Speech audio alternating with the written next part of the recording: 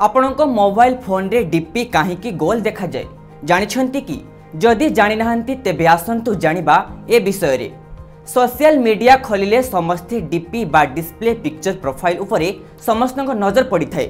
हेले आपण भाबुथिबे जे photo upload करबा समय रे फोटो वर्गाकार होई थाए, किंतु फोटो सेट होई जिबा परे एहा गोलाकार काहेकि देखा जाए। फेसबुक हो बा इंस्टाग्राम, स्नैपचैट, एक्स, टेलीग्राम और यूट्यूब भली सबुठी डीपी गोलाकार काहेकि देखा जाए। वास्तव में यह पछरे एक साधारण लॉजिक रही। प्रोफाइल गोलाकार डीपी उपरे टैप कले ताहा वर्गाकार देखा जाई थाए, कारण फोटो जदि वर्गाकार हुए तेबे यह चारि कोणर अंश कटा जाई थाए, जहा फल यह खराब देखा जाए।